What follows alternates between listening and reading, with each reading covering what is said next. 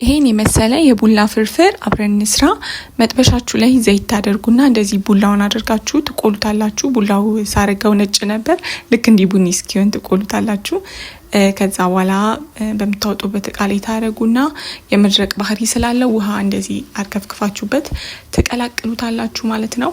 ከዛ ደግሞ በሌላ ድስት ላይ እንደዚህ ዘይትና ሽንኩርት ታበስላላችሁ። ከዛ ቲማቲም እንዲሁም ነጭ ሽንኩርት ታረጉና ተጠብሱታላችሁ። ለከለር ደግሞ ትንሽዬ እርድ ታረጉበታላችሁ። ከዛ የተፈቀፈቀ ካሮት እንዲሁም ጎመን ትንሽዬ እናደርጋለን። ከዛ እሱ እንደዚህ በደንብ ሲጠበስልን ደግሞ ጨው እንጨምርበትና ውሃ በጣም ትንሽ ነው መከለስ ያለባችሁ። ትንሽዬ ውሃ አረኩበት።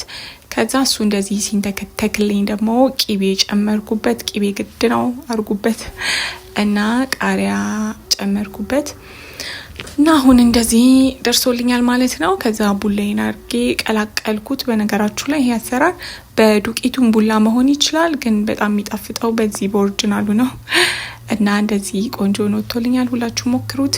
እንዲሁም አጫጭር የምግብ አሰራር ቪዲዮዎች እንዲደርሷችሁ ይሄንን አካውንት ሰብስክራይብ ማድረግ አትርሱ። ባይ